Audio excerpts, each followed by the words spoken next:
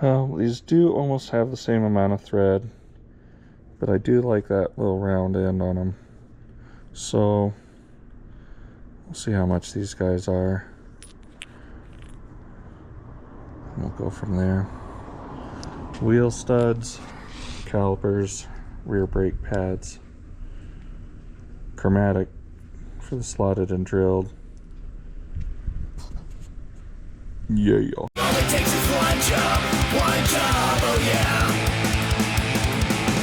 All it takes is one job, and everything is gonna be okay. So I got some new calipers. I was able to get these from Dorman. The studs I wanted. So we got to put those in. But I need to, these are the old bump stop mounts, and I'd like to go lower with the Suburban. And so I think I'm going to get rid of them, which is, I could get myself in a lot of trouble because the drive line could hit something before, you know, any type of bump stop would, or before it hit the frame. Because I'd like to take this out, and the other thing I'd like to do is I'd like to take this whole guy off. And that isn't a big deal on this side, but on the other side it's right next to the fuel tank, and the piece on the driver's side is actually a little bit bigger, kind of runs a little further. So tricky, but you can see if I got rid of that pad mount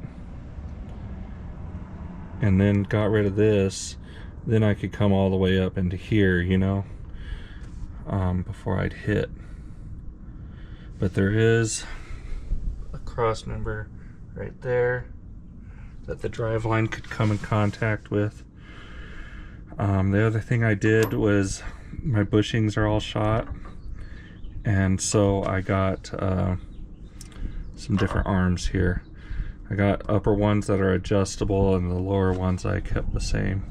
You can actually see that this is bent as well, and I think that's just torque and whatnot. So the only thing that I went back and forth on getting was the pan hard bar, because it doesn't really have much stress on it, but I went ahead and got one anyways, and it's adjustable as well. But first things first, I think I'm going to, the thing about it is that arm, this section here where that arm hooks up, it probably does need, you know, some of this as support for this, so it's not bending or anything. So what I'm thinking is I do more of just a piece here. The only thing I have to worry about is if this arm was to come into contact with it, but I don't think it can. Since I'm replacing those, let's go ahead and pull one of those off, and we'll just stick it in there and see what it does. So I kind of just took my soapstone here and did the kind of the arch of it here.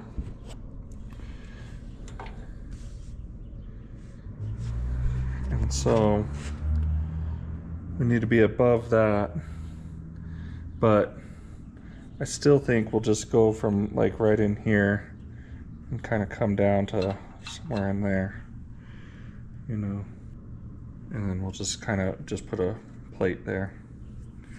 These guys wouldn't hit that until there, and it doesn't go that far, so I think that'll be okay. So I'm just gonna cut a piece, figure out our lengths.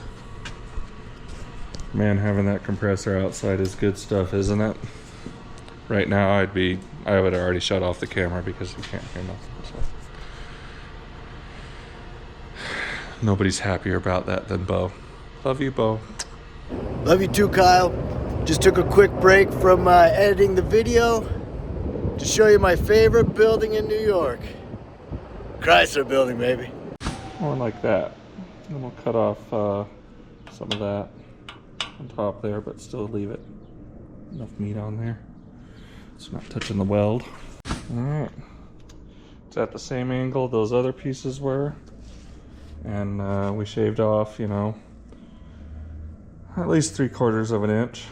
So it's a little bit more room for it to go before it bottoms out. Paint it up so now it'll last forever. Never ever break. Alright, so I was trying to air hammer this in and Jared's like, let's use the ball joint press. And it is working beautifully because this little guy spins, you know. And so it's just going up against there really nicely and it's pressing them in. I mean, it's taking some doing, but as you'll see.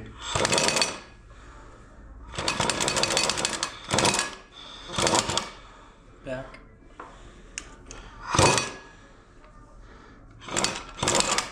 So we're just trying to Again. There we go. trying to line it up just right because it'll go a lot easier if it's square. Like I said, it takes some doing, but it's a lot better than hammering them in, or the other option is to put like a nut down here and suck them in with the nut, but then you're really putting so much stress on the new threads, which doesn't help anything out. And you can see I got my little nipple ones, which I wanted. So That way you're not gouging threads when you drop them yeah, on it. I've talked about it here a couple of times, but I like that. So there we are, one down. So Oregon coast, visiting my mom, metal detecting, I find this little guy. And I swear it's what holds the headlights on a GMT 800. So let's go out to my GMT 800 here and check.